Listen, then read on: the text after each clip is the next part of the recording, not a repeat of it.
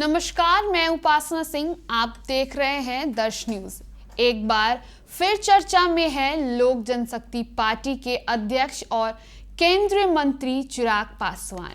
2020 में नीतीश कुमार की जमीन हिला देने वाले चिराग अब एनडीए में रहते हुए भी सवालों के घेरे में हैं। तो क्या चिराग 2020 की राजनीतिक बगावत दोहराने जा रहे हैं या फिर ये महज दबाव बनाने की चाल है? 2020 में चिराग ने अकेले चुनाव लड़ते हुए 133 सीटों पर उम्मीदवार उतारे और भले ही पार्टी को सिर्फ एक सीट मिली, लेकिन जेडीयू को 27 सीटों पर हराने में उनकी अहम भूमिका थी। एक बार सीट वाले तूफान ने नीतीश कुमार को अंदर तक हिला दिया। अब 2024 के लोकसभा चुनाव में चिराग ने एनडीए के साथ मिलकर शानदार प्रदर्शन किया और सभी 5 सीटों पर जीत दर्ज की। अब तो विधानसभा में भी सम्मानजनक हिस्सेदारी चाहते हैं,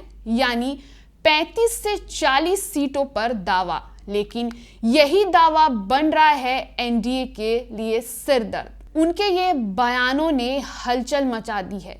क्या वो बिहार की सत्ता में बड़ा रोल चाहते हैं? क्या वो फिर से पासवान वोट बैंक से आगे निकलकर पूरे दलित समाज को जोड़ने की कोशिश कर रहे हैं? हाल ही में बहुजन भीम संकल्प सम्मेलन इसका गवाह है, जिसमें उन्होंने दलित समाज के दूसरे वर्गों को जोड़ने की कोशिश की, मगर यही कोशिश बीजेपी और जेडीयू के लिए चुनौती बन रही है।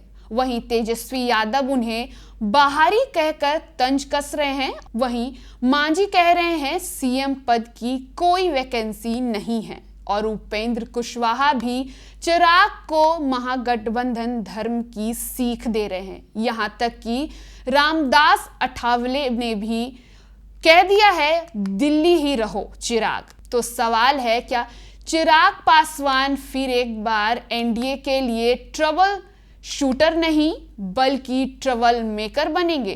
क्या 2020 की तरह वो फिर से एक बार राजनीतिक सस्पेंस क्रिएट करने की तैयारी में है, या फिर ये सब सिर्फ एक सियासती सौदेबाजी का हिस्सा है ताकि ज्यादा सीटों पर बड़ा रोल मिल सके?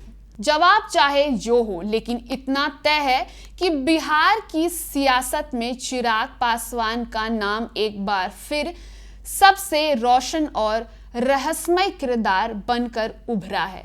आपकी क्या राय है? क्या चिराग फिर से सोलो प्लेयर बनेंगे या टीम प्लेयर बनकर एनडीए को जिताएंगे? नीचे कमेंट करके बताइए और जुड़े रहिए हमारे साथ, क्योंकि हम लाते हैं राजनीति की हर हलचल की सटीक जानकारी। तब तक के लिए नमस्कार।